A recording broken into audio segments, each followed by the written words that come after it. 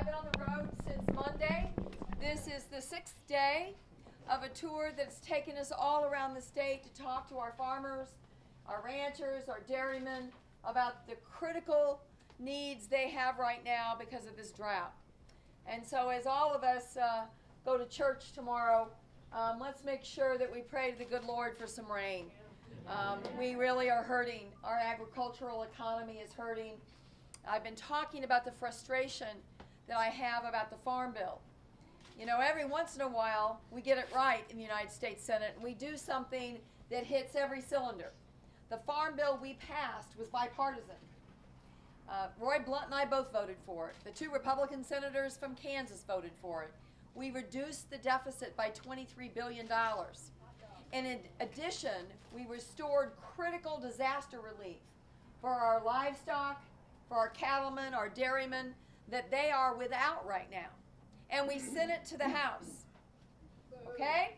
It got to the House, and because they have a rule of the majority, the Tea Party said no, including my opponent, and they refused to vote on that bill before we came home to work for the month of August. So here are these cattlemen all around the state of Missouri making a decision every night at their kitchen table whether they can afford to feed and whether they can afford to water and whether or not they've got to liquidate their herds in a way that is devastating, not just to their bottom line, but devastating to jobs and the economy in Missouri, and more importantly, devastating down the line to consumers all over Missouri.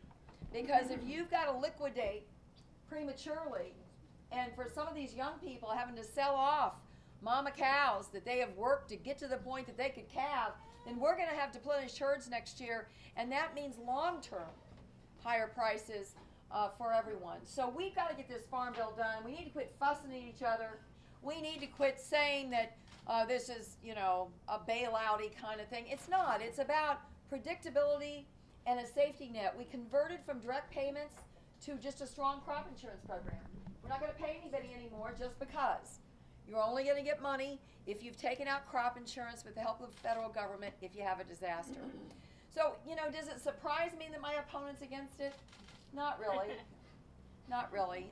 And I want everybody to go and look at truthaboutaiken.com and share it with everyone in the community. Because what we've done, you know, in this kind of political environment, you know what a lot of people think? They can't believe anything. So we decided to do it a little differently. And if you look at the ad that we have on TV about Todd Akin, there's no dark music. And unlike all those ads you see running against me where they use the really fat and ugly pictures,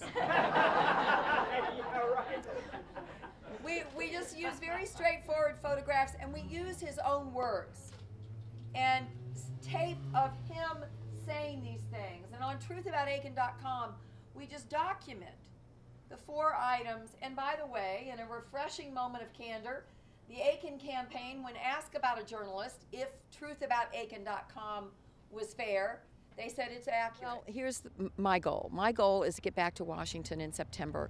We have until the end of September to be able to pass it without running the jeopardy of all the farm programs expiring. So hopefully, while Congressman Aiken is at home and other congressmen are home, they will realize that this isn't extras. This is essential to the United States economy, getting some drought relief. This is no different than a tornado or a flood. It is a natural disaster, this drought. Now, if they refuse to still vote on the Farm Bill, then we'll have to take up standalone disaster relief legislation. They wanted to try to do that in the House in July. The problem was they were paying for it with funds that currently are very important to cattlemen and dairymen. They were going to rob Peter to pay Paul, and none of us thought that was a good idea. But we will get some, I believe, some standalone disaster relief, even if the House still refuses to pass the Farm Bill. So if it expires September 30th and you all don't pass it, then they're going to do each piece of the legislation by itself? Well, I don't know what will happen to the broader Farm Bill, but I do think we can get enough support to get just the disaster relief on the drought done for cattlemen, which is very important to, you know, more than half the farms in Missouri have cattle.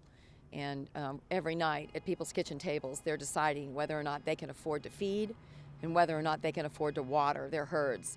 And these herds are getting liquidated prematurely just because of this crisis.